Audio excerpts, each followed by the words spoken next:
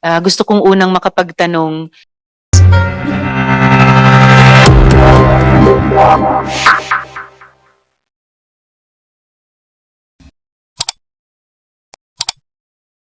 kay Go Huaping, following yung video na ipinakita namin, Zoom interview kay Wang Fugue.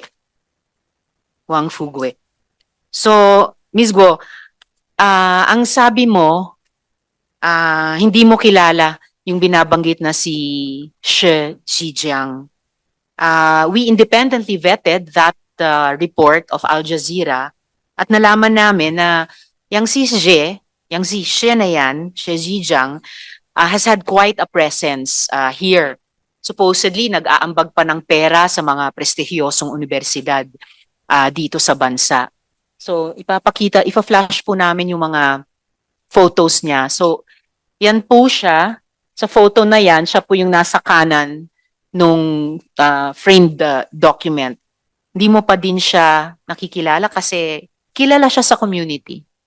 Madam Chair, hindi ko po siya kilala. So, ngayon, Ms. Go, gusto ko pong ipakita sa inyo ang photo namang ito ni Ma Dongli. Itong Ma Dongli, yung sinabi sa video Zoom interview or actually, sinabi sa Al Jazeera report na siya daw yung handler ni Shi Zhejiang, siya rin daw ang handler mo ni Go Huaping. Itong photo na to, ipinakita to actually nga sa documentary ng Al Jazeera, pero doon, binlur.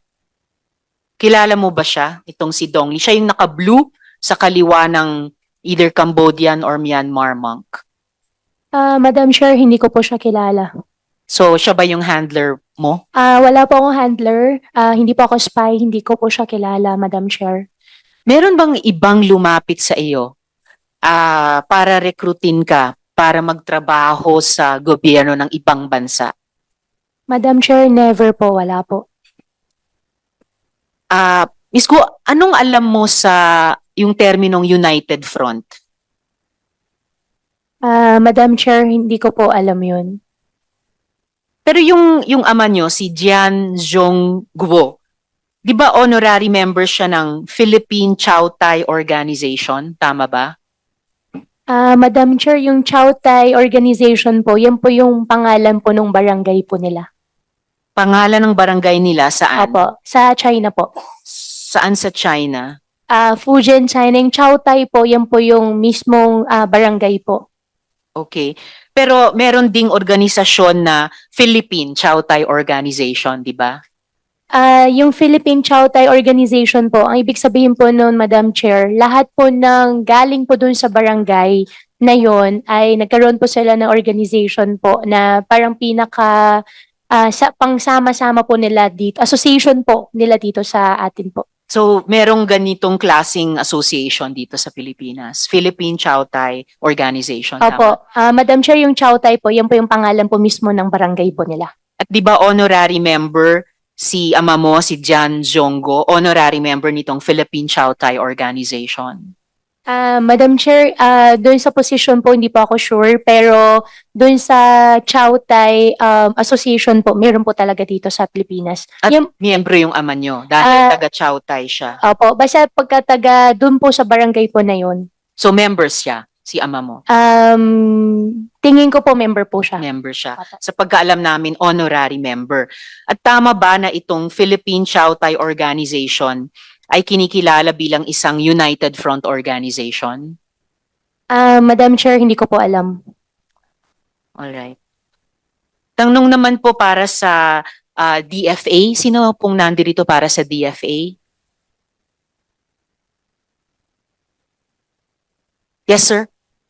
Could you please come down to the floor, sir, sa mic?